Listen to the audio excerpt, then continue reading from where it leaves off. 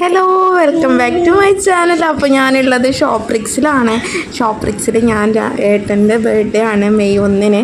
അപ്പോൾ ഏട്ടന് വേണ്ടിയിട്ട് ഒരു സർപ്രൈസ് ആയിട്ടൊരു കേക്ക് വാങ്ങിക്കാൻ വന്നതാണ്. പ്രതീക്ഷിക്കാണ്ടെല്ലാം സെറ്റായിട്ടുണ്ട്, ഇവിടം വരെ എത്തിയിട്ടുണ്ട്.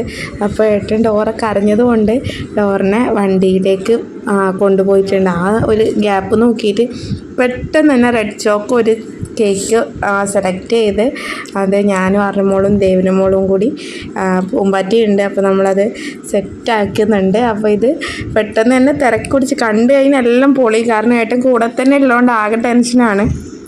അപ്പോൾ നമ്മൾ ആ ഒരു തിരക്ക് മനസ്സിലാക്കിയിട്ട് അവിടുത്തെ സ്റ്റാഫ് നല്ല രീതിയിൽ സഹകരിച്ച് പെട്ടെന്ന് തന്നെ എഴുതി ക്ലിയറാക്കി തന്ന്.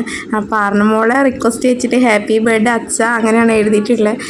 അപ്പോൾ അവിടുത്തെ സ്റ്റാഫിന് വലിയൊരു നന്ദി അറിയിക്കുന്നത്. കാരണം വളരെ കുറച്ച് നേരം കൊണ്ട് അവർ നമ്മളെക്കാട്ടി സർപ്രൈസ് നമ്മൾ കൊടുക്കുന്ന അതേ ഒരു മൈൻഡിൽ തന്നെ അവരും ഭയങ്കര സ്പീഡാക്കി കാണാണ്ടെല്ലാം ചെയ്ത് തന്ന് അങ്ങനെ അത് പാക്ക് ആയിട്ടുണ്ട്. അപ്പോൾ 1/2 കിലോൻ്റെയാണ് റെഡ് ചോക്ക് ആദ്യമായിട്ടാണ് വാങ്ങിക്കുന്നത്.